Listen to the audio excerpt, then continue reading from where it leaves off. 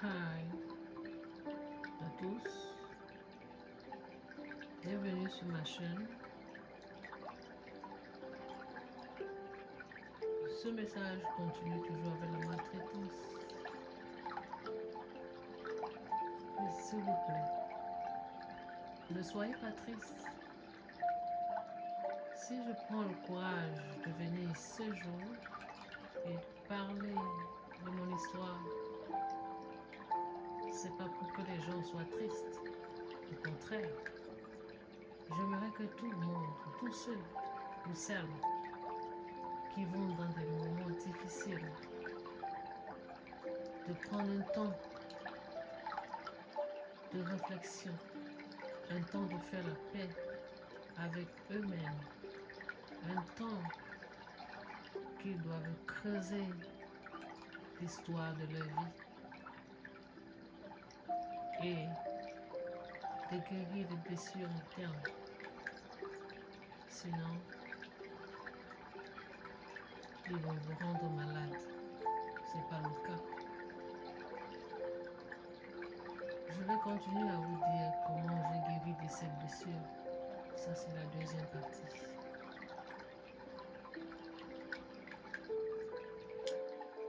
L'histoire de mon enfance quand j'étais chez mon oncle, à l'âge de 9 ans. Je continue.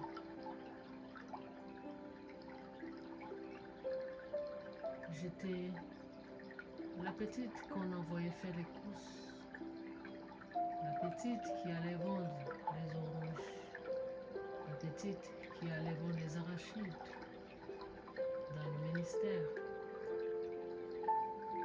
Et quand je rentrais, sans avoir tout vendu, je n'avais pas droit à la nourriture. Oui, c'est mon histoire. Je allais vendre mes beignets soufflés. Et ces choses-là restent toujours dans ma mémoire. C'est pour ça que faites attention, vous qui gardez les enfants des gens, vous qui gardez les enfants des orphelins, vous qui gardez les enfants de Dieu, faites attention, car tôt ou tard, on finit par les payer ou vos enfants. Le karma est là. Le temps que ça fera, vous payerez soit vos enfants. Il est vraiment difficile de vivre dans un environnement où l'on se sent maltraité, que ce soit par des paroles blessantes ou par un manque de reconnaissance, comme ne jamais célébrer un anniversaire. Oh oui, je me rappelle. Je me rappelle aujourd'hui que on n'avait jamais et jamais, Seigneur, organisé mon anniversaire. Ça, c'est mon histoire.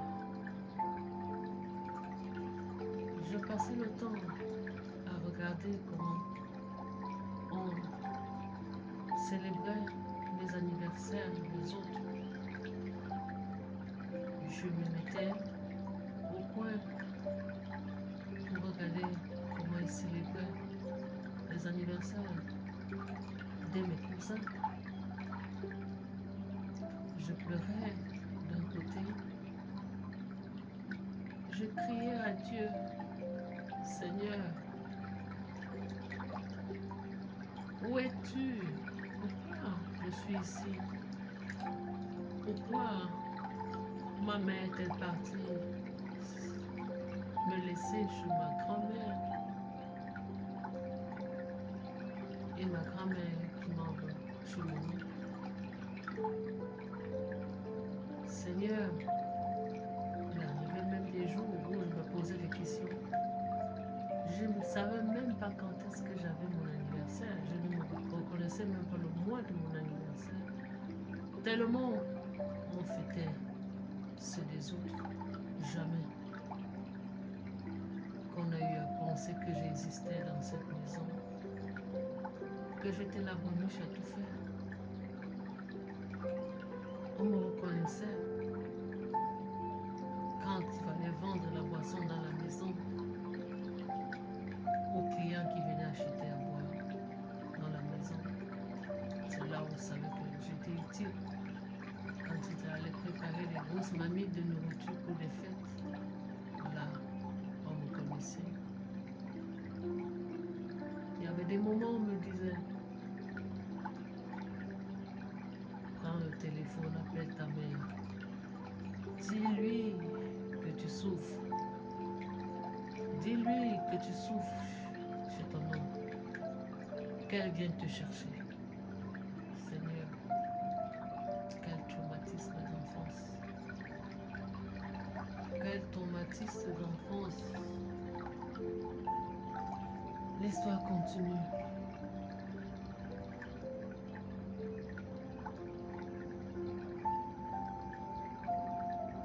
Ce genre de situation peut laisser des cicatrices émotionnelles. Oui, si je parle aujourd'hui, c'est parce que j'ai des cicatrices émotionnelles profondes, surtout lorsqu'elles suivent au sein de la famille. Un endroit d'où l'on devrait normalement se sentir en sécurité et aimer. Voici quelques réflexions sur ce que tu as décrit et quelques suggestions pour mieux comprendre la situation et peut-être trouver une voie pour la guérison. Numéro 1, les paroles blessantes. J'en sais quelque chose. Tu n'es rien. Tu ne seras rien. Tu seras comme ta mère. Tu ne seras rien. Tu ne rapportes rien. Voilà les mots, les paroles que l'enfant ne peut pas oublier. Les mauvaises paroles, même si elles peuvent sembler petites, pour ceux qui les disent, peuvent causer de gros dégâts sur l'estime de soi.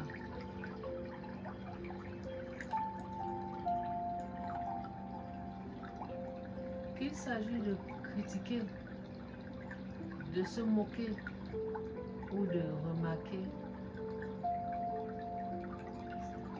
sarcastiques, elles peuvent affecter la façon dont on se perçoit et sa confiance en soi. Dans ton cas, vive cela au sein de la maison de ton oncle. Ah Seigneur, mon oncle,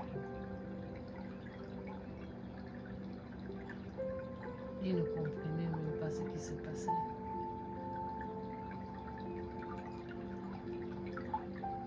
Il ne savait même pas ce que j'endurais. Mais quand les vacances arrivaient, je cherchais le moyen d'aller voir ma grand-mère, juste pour m'échapper de leur maison, pour ne plus être abusée émotionnellement, mentalement.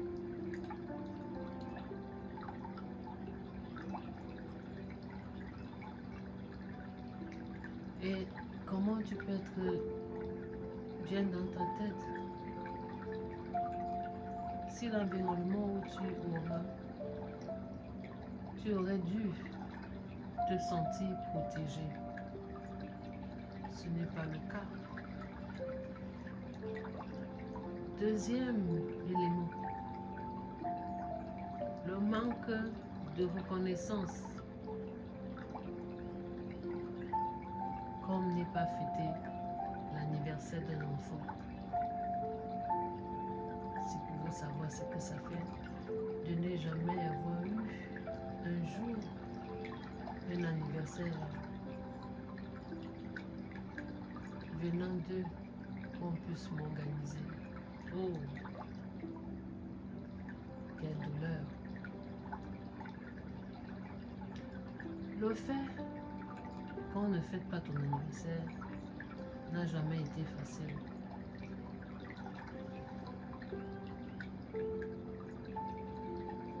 Et cela peut se sentir ignoré ou sans importance aux yeux de la famille. Les anniversaires ne sont pas tellement une fête. Ils représentent un moment où l'on se sent spécial, où l'on reçoit de l'attention et de l'amour. Ne pas avoir eu cette reconnaissance peut créer un sentiment d'abandon ou d'injustice. Et effectivement, j'ai eu de l'injustice. J'ai été abandonnée par moi-même, par mon propre sort. Si toi, tu vas aussi dans ce genre de choses, mon conseil, dis-toi que un jour, tu souriras aussi.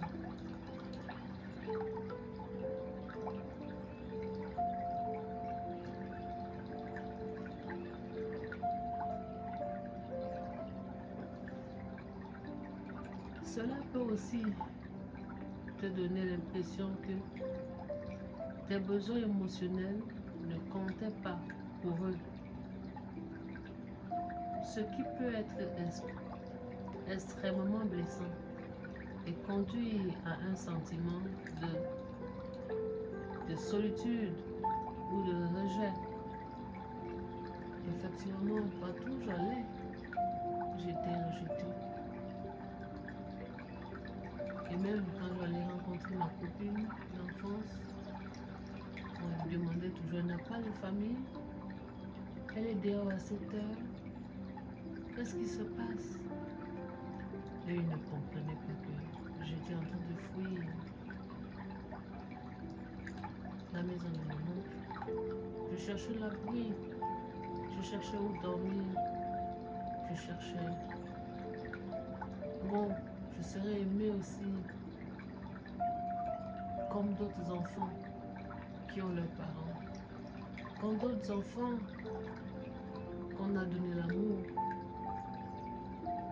J'ai pas eu ça des deux parents. J'ai pas eu d'amour. Comment voulez-vous qu'un homme puisse vous donner de l'amour alors que vous n'en avez pas eu? Dites-moi. Je sais qu'il y en a qui ont ce même problème. Sachez qu'il y a un Dieu là-haut qui entend vos pleurs, qui entend vos cris. Il fera tout à son temps. Troisième élément, les pactes émotionnels.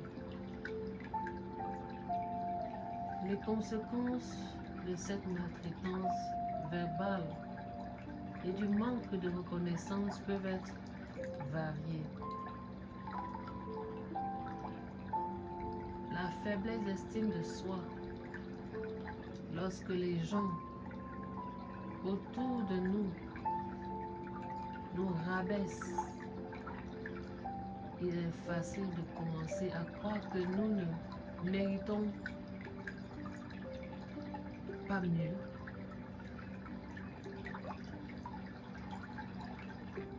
Sentiment d'abandon, ne pas être célébré, reconnu dans les moments importants peut provoquer un sentiment d'invisibilité ou de négligence émotionnelle.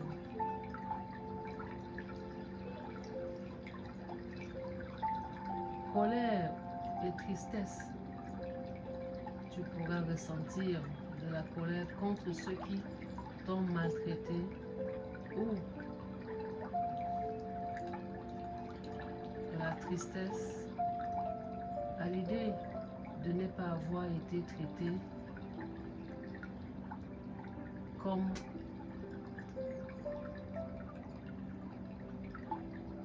il est devrait.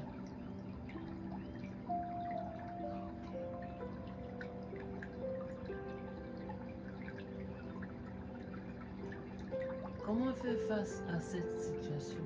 Quatrième élément.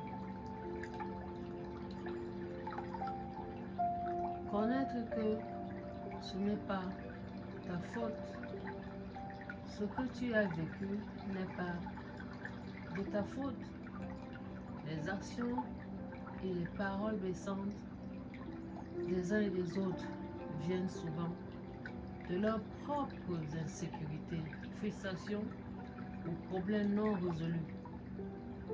Ce n'est pas toi qui mériterais d'être traité de cette façon.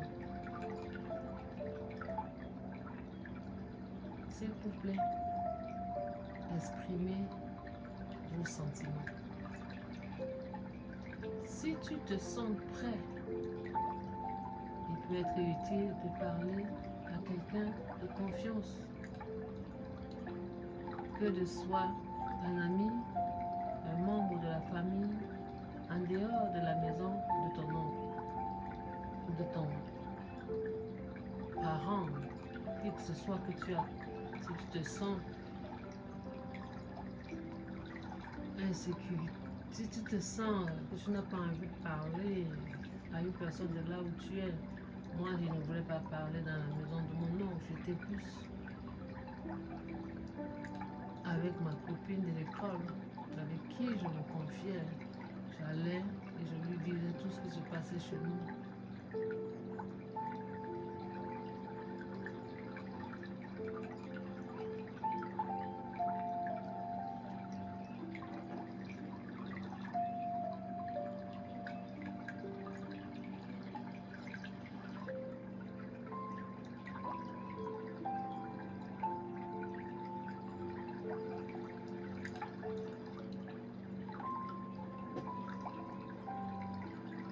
Je restais dans mon coin. Je pleurais. Je me demandais pourquoi on m'a amené ici. Pourquoi n'est pas resté chez ma grand-mère. Elle, au moins, elle me donnait de l'amour que j'ai pas eu de ma mère, de mes parents. Jusqu'alors, je pleure ma grand-mère. Cette grand-mère-là, quand j'avais mal, c'est à elle que je me confiais. C'est à elle que je parlais, c'est à elle que je disais tout ce qui m'arrivait. C'est à elle que je mettais ma confiance. C'est elle qui me donnait l'amour. L'amour d'une mère que j'ai pas eu. D'un père que j'ai pas eu. S'il vous plaît. De là où vous êtes, faites tout. Faites tout pour garder vos enfants. Donnez-leur leur amour qu'ils désirent. Même avec les petits moyens que vous pouvez avoir, sacrifiez cet amour-là pour eux. C'est très important, l'amour des parents. Vraiment, c'est très important. Je ne souhaite à personne de passer par ça.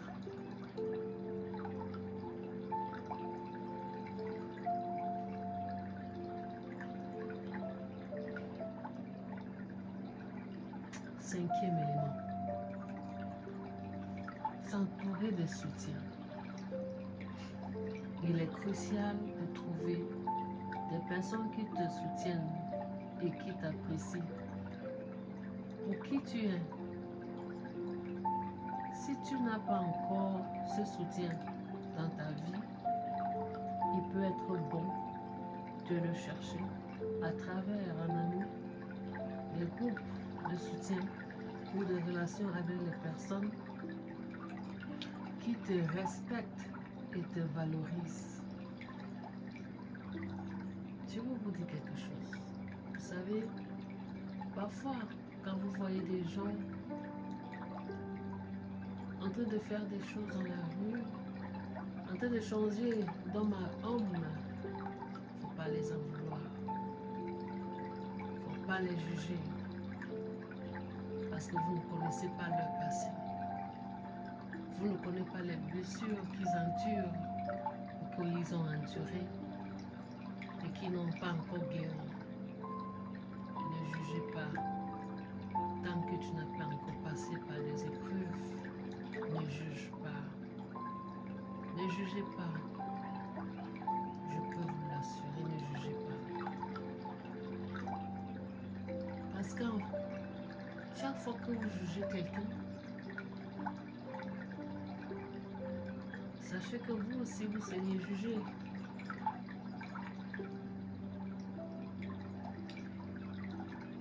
En conclusion,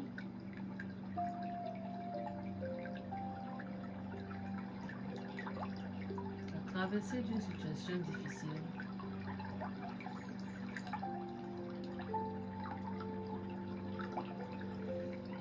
n'est pas du tout facile.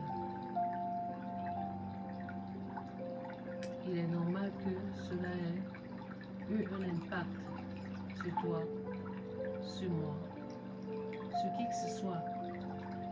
Reconnaître ce que tu as vécu est déjà un premier pas vers ta guérison. Peu importe ce que les autres ont dit ou fait, tu mérites de l'amour, du respect et de la reconnaissance. La route vers la guérison peut être longue. Elle est vraiment longue, je peux vous le dire. Vous pouvez vous imaginer, c'est à l'âge de 50 ans que j'ai aujourd'hui que j'ai compris qu'il faut absolument guérir vos blessures. Si vous voulez que tout marche dans vos vies, vous devez vous libérer, vous devez en parler. Arrêtez de vous cacher. Arrêtez de souffrir intérieurement. Parlez-en. Vous aurez des maladies que vous n'allez même pas pouvoir les soigner plus tard parce que vous avez tellement accumulé de tensions, trop de choses. Libérez-vous afin que Dieu puisse ouvrir ce qu'il a pour vous, votre destin qu'il a en main. Il vous attend. Il attend seulement que vous lui parlez. Ouvrez vos cœurs. Ouvrez votre vie à Dieu.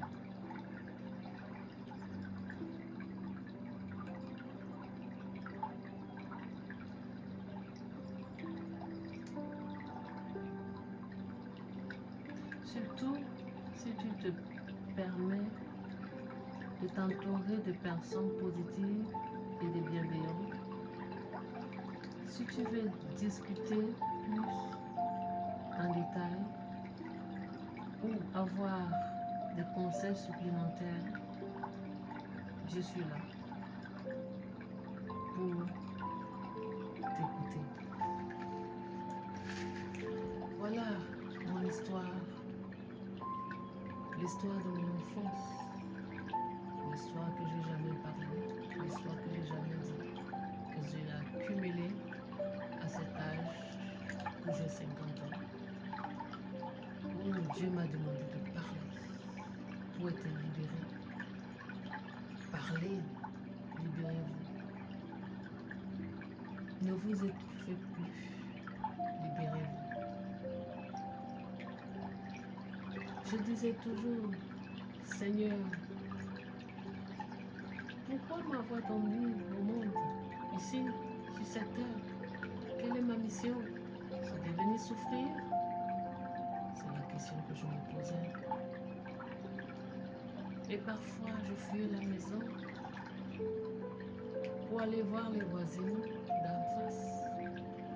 Quand je n'avais pas à manger, on ne me donnait pas. J'allais regarder, chercher autour les œufs des canards pour pouvoir manger avec ma voisine. On faisait bouillir les œufs de canard dans des bols pour manger. Je ne souhaite pas ça à quelqu'un. Je préparais dans des boîtes pour me nourrir. Petite fillette de 9 ans qui ne savait pas qui était son père. Je n'avais aucune idée qui était mon père. Tous les enfants avaient leurs parents. Ils étaient joyeux de les avoir en face d'eux, à côté d'eux. Mais moi, mon sourire était dehors. Quand j'allais, je me cachais dans la maison quand on m'appelait. J'étais toujours dans ma chambre, toujours triste, visage froncé, parce que la souffrance intérieure. Je m'enfermais même quand on voulait asperger le moustiquaire, je crois bien, le timon à l'époque. Dans la chambre, on m'appelle, sors, on veut aspirer le moustiquaire pour chasser les moustiques. Je leur disais, il faut mettre ça là, parce que je voulais mourir. Je voulais partir de ce monde. Je disais que ça m'étouffe. Ça n'a qu'à m'amener, puisque je n'ai personne. Je ne souhaite pas ça à quelqu'un. Je ne souhaite pas. Tu me posais juste des questions. Qui suis-je? Où est ma mère?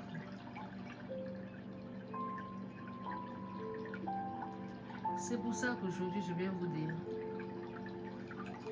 ne courez pas dans des relations tant que vous n'avez pas guéri vos blessures internes. Ça jouera sur vous, ça jouera dans vos relations. Ça ne le mettra pas du tout. Chacun prendra sa route. S'il vous plaît, guérissez d'abord vos blessures avant d'aller là. N'importe quelle relation, ça va jouer sur vous, tôt ou tard. Je suis Bee Cooper, votre motivational speaker, un life teacher. Merci de joindre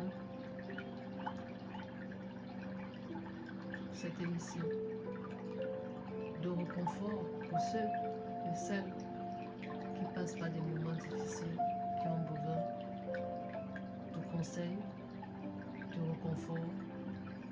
Je suis là pour l'écoute. Parlez-moi.